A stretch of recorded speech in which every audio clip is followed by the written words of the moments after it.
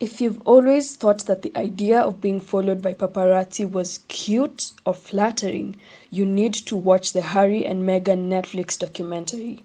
Harassment by the media is a real problem that even I did not fully acknowledge until I watched the documentary and saw the full extent of this issue.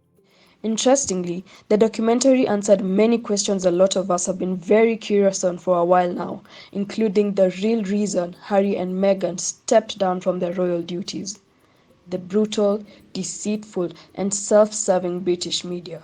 If you have watched the documentary, you know that the use of these words to describe the British media is very befitting.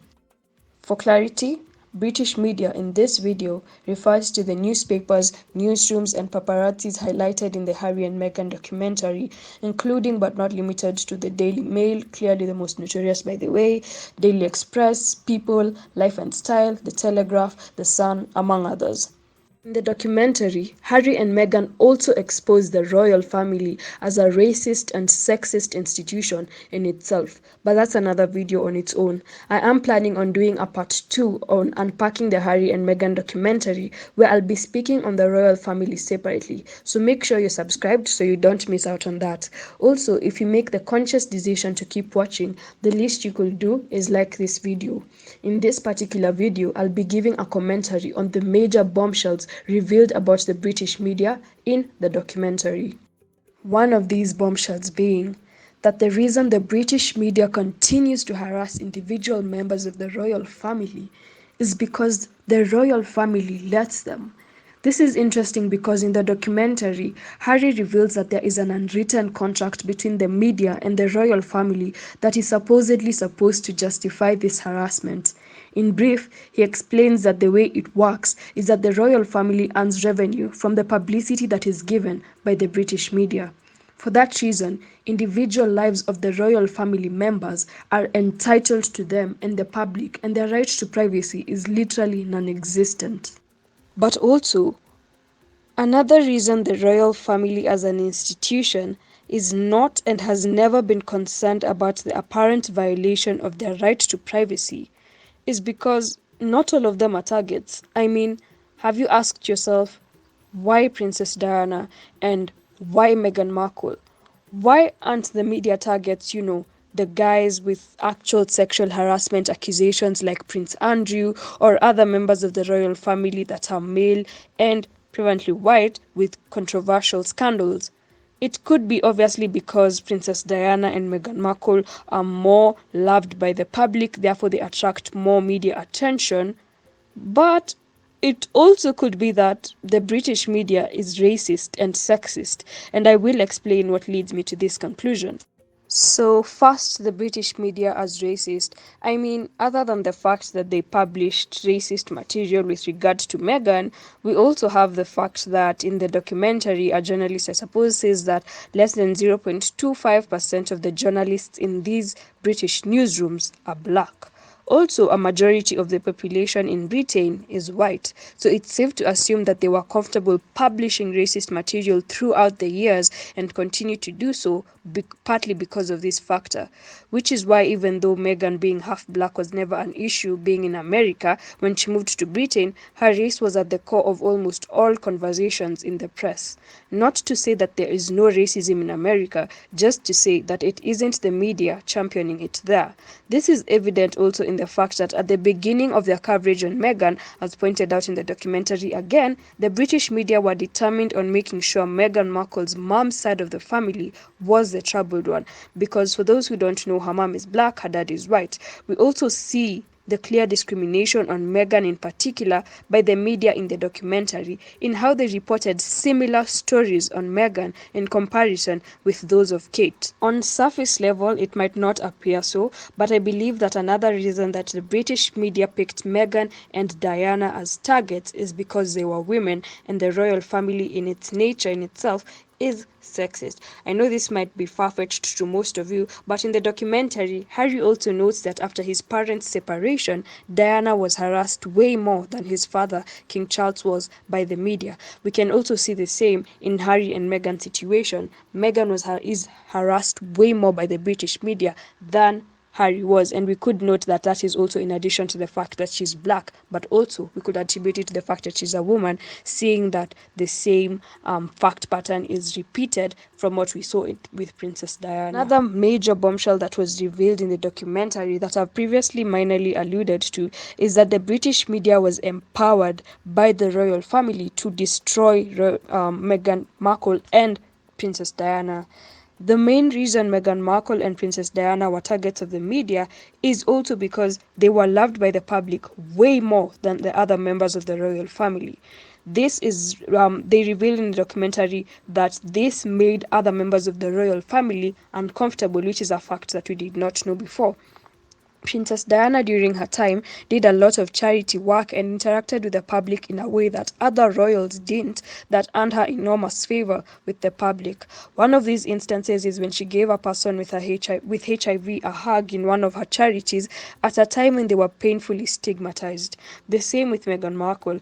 Meghan represented a woman and continues to represented a woman that inspired millions globally by not breaking historical barriers and being the first black woman to marry into the royal family, but being independent while at it. Before she even met Harry, Meghan had a lead role in the American hit series Suits, where she played Rachel Zane, a successful young lawyer in a leading law firm. In addition to being an actress, she ran a successful website called The Tig, where she consistently put up material on fashion, food, travel, and more. She also wrote blogs on her personal experience on being biracial. Also, she did a lot of charity work with the UN. She represented every young girl's dream of a modern future queen. The British media, therefore, in my opinion, saw this as another opportunity to pick Meghan as a target, because if she was just a woman with nothing to her name, there would be little or nothing to talk about. In the documentary, Meghan and Harry admit that their popularity compared to other members of the royal family made the royal family uncomfortable, and so the royal family did not step in to protect Meghan and Harry from the media because they believed that the negative publicity they were getting from the media would help them lose popularity and likability. Something else that really stood out to me from the documentary was when they pointed out that obviously the harassment for Meghan was way worse than, during Princess Diana's time, because now it had advanced to online harassment by the media as well. But in particular, that these were not all, this online harassment was coordinated, it was planned, it was targeted, because they revealed that there was use of bots. For example, 114,000 tweets targeted towards hating Meghan were all coming from three accounts that were seemingly just made. 114,000 tweets coming from three accounts just dedicated to hating Meghan Markle. That's insane. And also just the fact that 70% of the related accounts that were hating on Meghan online were highly coordinated, which is something else they found out from the investigations. And so all this trolling, online and online harassment it's not natural. It comes from coordination. It's something that's being planned, and it's something intentional.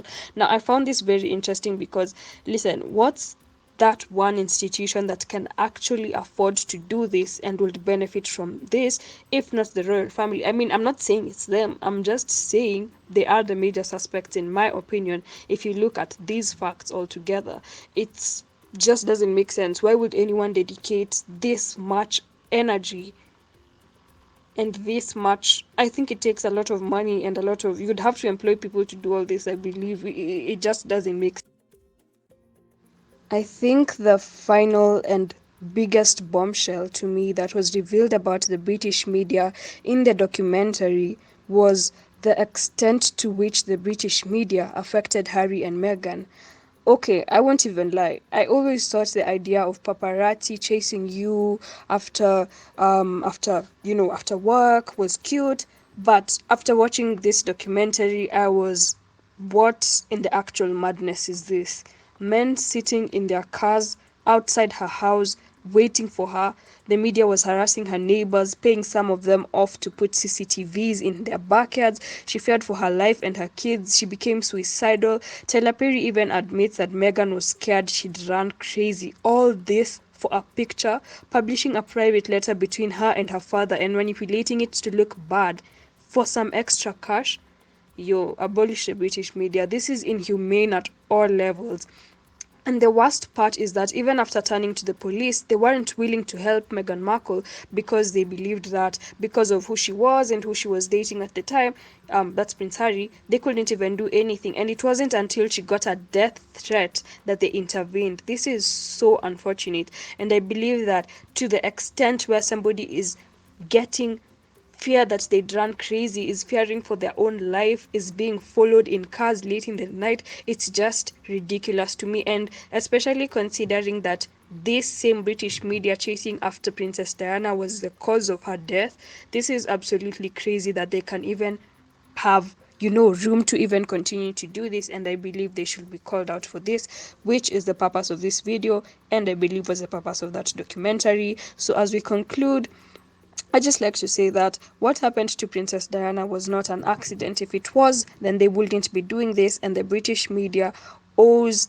the affected parties, especially an apology, and to publish accurate, real, and non discriminating news, because it's genuinely heartbreaking. I mean, Meghan saying that you are making people want to kill me was truly heartbreaking, because to think that the effect of your words on someone could be that, detrimental is just painful. So I think they should, find a way to right their wrongs, and if not that, at least stop publishing fake stuff. Um, yeah, all in all, Harry and Meghan insist that the documentary was meant to tell their story in a way that the British media has tremendously and intentionally failed to. In Harry's words, no one knows the truth. We know the truth. Meghan's friends, including the ones we've known like Serena Williams, Tyler Perry, Beyonce, all who were mentioned or featured in the documentary and stood with her to show the world, and particularly the British media, that she is a person and not a headline. And all the people who, through the hashtags like "We Love You, Meghan," showed their support, are part of a movement that is greater than we think, and that is here to prove that the power and influence that anyone or any institution has gives no one a right to abuse others. With that, I'll see you in the next video. Bye. Make sure you're subscribed, and you could leave a comment or a like, or if you're generous, you could share this video. Thanks. See you.